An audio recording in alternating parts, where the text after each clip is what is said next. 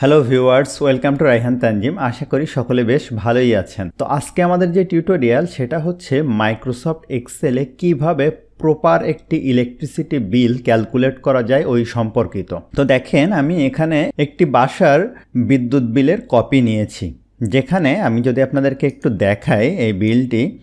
এখানে দেখেন যে কারেন্ট ডেট, অর্থাৎ যে ডেটে রিডিংটা নেওয়া হয়েছে সেই ডেটের রিডিং হচ্ছে 61,207 এবং প্রিভিয়াস যে ডেটে রিডিং নেওয়া হয়েছিল সেইটার রিডিং হচ্ছে 60,606। তো এই জিনিসটাই দেখেন আমি এখানে বসিয়েছি এবং কনজিউমড ইউনিট যেটা 601 ইউনিট এখানে চলে আসছে। এরপরে আমি এই ইউনিটটা দেখেন একদম ক্যালকুলেট করে এই কিলোওয়াট আওয়ার দেখেন এখানে নর্মাল কিলোওয়াট আওয়ার চার্জ 4,936। এটা কিন্তু সহজে আসে নাই। আপনি দেখবেন বিদ্যুতের বিলের পিছন দিকে এরকম একটি স্ল্যাব রেট থাকে, অর্থাৎ 0 থেকে 75 এত টাকা, 76 থেকে এত টাকা, এরকমভাবে স্ল্যাব রেট অনুযায়ী এই টাকাটা চলে আসছে। এরপরে দেখেন এই যে ডিমান্ড চার্জ কত টাকা সেটা অটোমেটিক আসছে, এরপরে ভ্যাট কত টাকা এবং টোটালি দেখেন 5,478 টাকা বিলটা এখানে চলে আসছে। একইভাবে আমি আরও 2টি ডেমো বিল নিয়ে মোট 3টি বিল এভাবে ক্যালকুলেট করেছি। তো এই কাজটা কিভাবে করে এটাই আমরা আজকে ডিটেইল দেখানোর চেষ্টা করব এবং এই টিউটোরিয়ালটি কিন্তু একটু অ্যাডভান্স লেভেলের, এজন্য আপনি না টেনে আপনাকে ধীরে ধীরে দেখতে হবে। তো চলুন শুরু করা যাক। তো প্রথমেই আমরা যে কাজটি করব সেটা হলো এই স্ল্যাব রেটটি আমি কিভাবে পাচ্ছি। এটার জন্য আমি আমার ওয়েব ব্রাউজারে যাওয়ার পরে কোনো একটা ইউটিলিটি, যেমন আমি ডেস্কোর গ্রাহক, আমি ডেস্কোর ওয়েবসাইটটিতে যেতে পারি। ঢাকা ইলেকট্রিক সাপ্লাই কোম্পানি, আমি এখানটাতে গেলাম। এই ওয়েবসাইটটিতে যাওয়ার পরে গ্রাহকের জন্য তথ্য, এরপরে বিদ্যুৎ মূল্যহার, আমি যদি এখানে যাই তো বিদ্যুৎ মূল্যহারে যাওয়ার পরে দেখেন খুচরা বিদ্যুৎ মূল্যহার মার্চ 2023 হতে কার্যকর। আমি এটার উপরে ক্লিক করলাম। ক্লিক করার পরে আমি পিডিএফ ফাইলটি এখান থেকে ওপেন করব।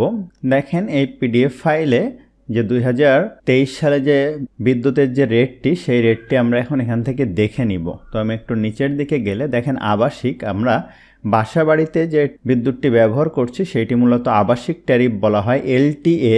এই যে এলটিএ, এইটা কিন্তু আমি এক্সেল ফাইলে দেখেন যে ট্যারিফ এ লিখে নিয়েছি এবং এখানেই কিন্তু আমার যে প্রথম ধাপ 0 থেকে 75 এত টাকা, দ্বিতীয় ধাপ এত টাকা, এই জিনিসটা আমি এখানে লিখে নিয়েছি। এবং এখানে একটা বিষয় আছে যে স্যাংশন লোড, দেখেন 8 কিলোওয়াট, এটার জন্য একটা চার্জ করা হয়, যে চার্জটা দেখেন যে এখানে 280। এটা কী হারে হবে সেই জিনিসটা এখানে লেখা আছে যে পার কিলোওয়াটের জন্য 35 টাকা, অর্থাৎ আমার ওখানে যেহেতু 8 কিলোওয়াট আছে আমাকে 35 টাকা হারে চার্জ দিতে হবে। এবং অন্যান্য যে ট্যারিফগুলো আছে ওইগুলো কিন্তু ক্যালকুলেট করা অতটা কঠিন না। দেখেন তো এই আবাসিকটা আসলে ক্যালকুলেট করা বেশি কঠিন, ওইটাই আমরা আজকে দেখব। তো আমি এই ফাইলটি কেটে দিচ্ছি, যেহেতু আমি এই জিনিসটি এখানে লিখে নিয়েছি। 0 থেকে 75 পর্যন্ত ডিফারেন্স হচ্ছে 75 ইউনিট, পার ইউনিট কস্ট হচ্ছে এত টাকা। 76 থেকে 200 ডিফারেন্স হচ্ছে এত, এটার পার ইউনিট কস্ট হচ্ছে এত টাকা। এবং 201 থেকে 300 ইউনিট, পার ইউনিট কস্ট হচ্ছে এত টাকা।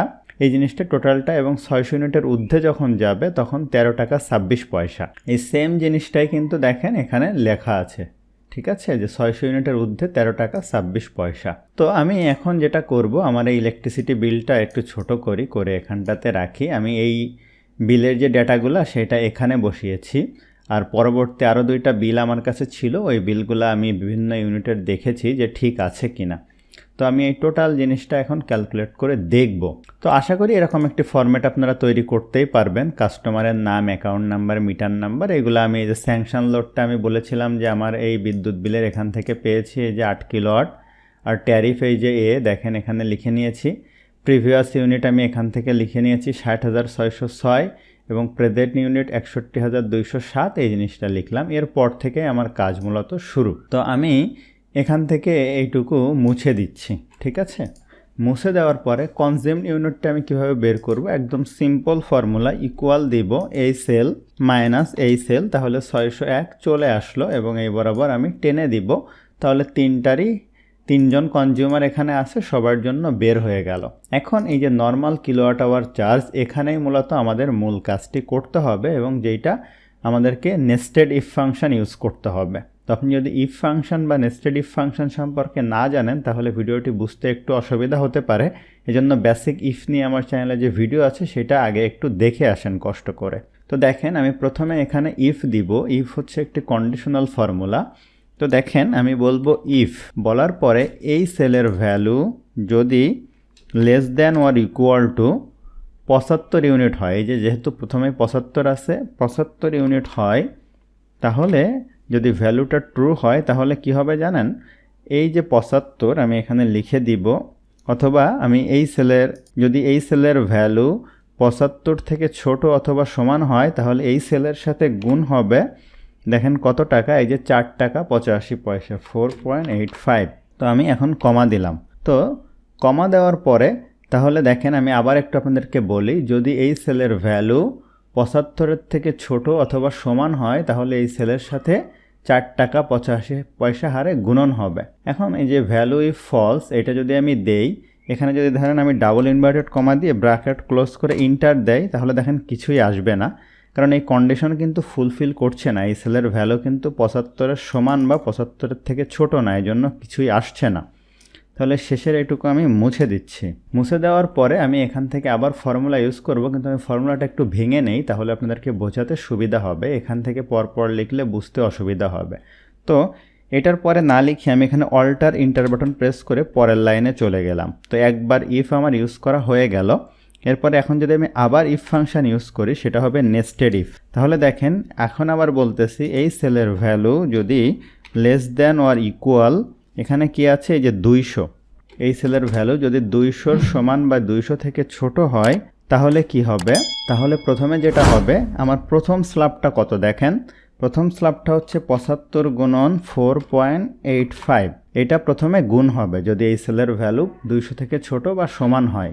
এরপরে কি হবে দেখেন, প্লাস আমি ব্র্যাকেট স্টার্ট করলাম, করার পরে আমি কি করব, এই সেল মাইনাস আমি 75 দিব, ব্র্যাকেট ক্লোজ করে এইটার সাথে গুণ হবে কত বলেন তো, এই যে 6 টাকা 63 পয়সা, 6.63। তো দেখেন আপনারা বুঝতে পারছেন কিনা। এখন আমি এখানে কমা দিয়ে দিলাম, দিয়ে আবার অল্টার ইন্টার দিয়ে আরেক লাইনে চলে গেলাম।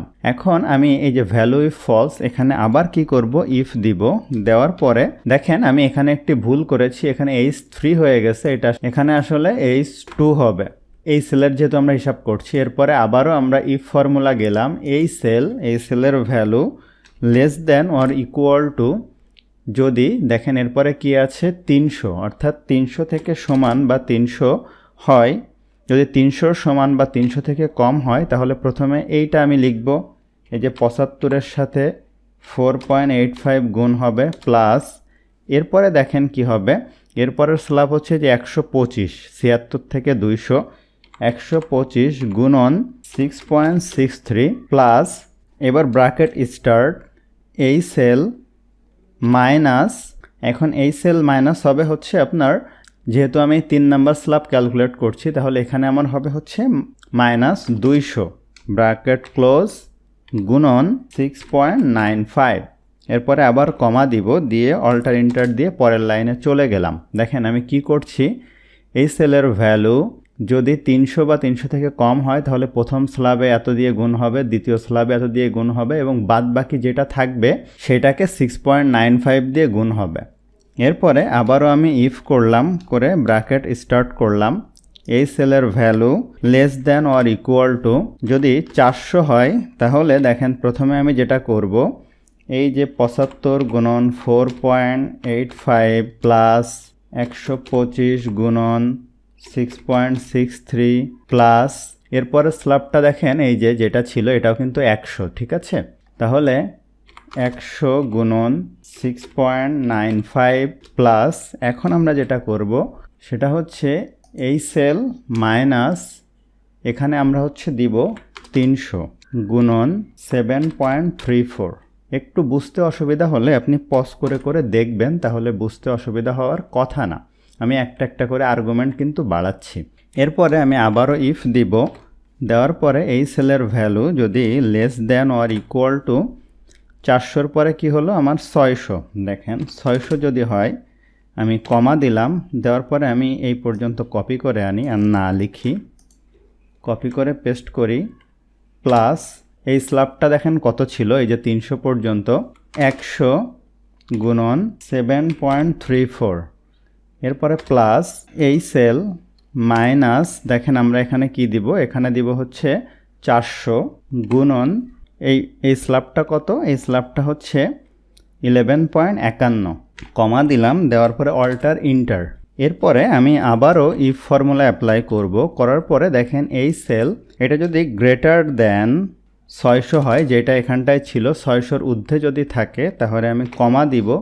দেওয়ার পরে দেখেন আমি এই পর্যন্ত এখানে কপি করে আনি, কপি করে এনে এখানে পেস্ট করি, করার পরে প্লাস দিই এবং এই স্ল্যাবটা কতটুকু দেখেন এই যে 200, তাহলে 200 গুণন 11.51, এরপরে প্লাস দিয়ে এই সেল মাইনাস 600 এটার সাথে গুণন হবে 13.26। এরপরে আমি কমা দিব, দেওয়ার পরে ভ্যালু ইফ ফলস যদি হয় তাহলে ডাবল ইনভার্টেড কমা দিয়ে ব্র্যাকেট ক্লোজ করব।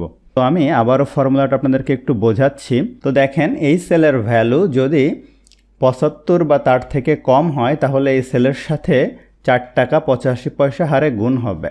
এরপরে আমি বলতেছি যে এই সেলের ভ্যালু যদি 200 থেকে কম হয় তাহলে প্রথম 75 ইউনিট 4 টাকা 85 এবং বাদ বাকি যেটা থাকবে এটা থেকে 75 বাদ দিলে সেটা 6 টাকা 63 পয়সা হারে। একইভাবে যদি 300 সমান বা 300 থেকে ছোট হয় তাহলে প্রথমে 75-এর সাথে 4.85, এর পরের যে 125 তার সাথে 6.63 এবং বাদ বাকি যেটা থাকবে 200 থেকে সেটার সাথে 6.95। এইভাবেই আমি টোটাল ফর্মুলাটা লিখছি। আপনি যদি আস্তে আস্তে দেখেন তাহলে বুঝতে অসুবিধা হবে না।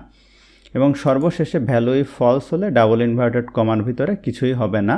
এখন আমি এখানে ইন্টার দিলাম, দিলে আমাকে অনেকগুলো ব্র্যাকেট দিতে হবে, আমি ইয়েস দিলে অটো হয়ে গেল।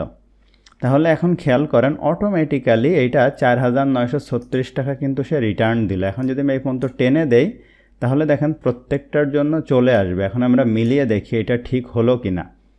দেখেন এই যে 4936 টাকা 76 পয়সা, অর্থাৎ আমার ফর্মুলাটা ঠিক আছে। এরপরে ডিমান্ড চার্জ আমরা যেটা দেখেছিলাম এই যে 35 টাকা হারে, তাহলে দেখেন ডিমান্ড চার্জ আমি ইকুয়াল দিলাম, দেওয়ার পরে আমার যেহেতু এই যে লোড এইটা গুণন 35 টাকা হারে, তাহলে 280 টাকা এভাবে টেনে দিলাম, যার যত সেভাবে চলে আসলো। যদি মিটার রেন্ট থাকে এখানে লেখা থাকবে, ঠিক আছে। এখানে মিটার রেন্ট নেই তাহলে আমি এগুলো সব বাদ দিচ্ছি, 00 দিয়ে দিচ্ছি। এরপরে ভ্যাট হচ্ছে আপনার 5%। তো ভ্যাটটা কিসের উপরে? আপনার ভ্যাট হচ্ছে এই ভ্যালু যোগ এই ভ্যালু গুণন 5%, তাহলে 260 টাকা 83 পয়সা আমি এইভাবে টেনে দিলাম। এরপরে আমি এখানে কি করব, ইকুয়াল দিব, দেওয়ার পরে দেখেন এই টাকাটা যোগ হবে, যোগ এইটা, যোগ এইটা, যোগ এইটা, তাহলে 5477 টাকা 59 পয়সা। দেখেন এখানে একটু বেশি আছে, 5478, 1 টাকা বেশি। তাহলে এটা কিন্তু রাউন্ড করছে, এখানে দেখেন লেখা আছে টোটাল ডিউ রাউন্ডেড। তাহলে আপনি এখানে গিয়ে একটা ফর্মুলা অ্যাপ্লাই করব, ROUND রাউন্ড আপ, অর্থাৎ এটাকে রাউন্ড করে দিবে। এখানে আমি কমা দিলাম, দেওয়ার পরে এটা আমি 0 দিয়ে ব্র্যাকেট ক্লোজ করে দিলাম, ইয়েস দিলাম। তো দেখেন এটা রাউন্ড ভ্যালু করে দিয়েছে। আমি এটা টেনে দিলাম, তাহলে প্রত্যেকটার জন্য সে রাউন্ড ভ্যালু করেছে। 5478 টাকা, এই যে 5478, এই যে টোটাল বিল দেখেন এখানটাতে।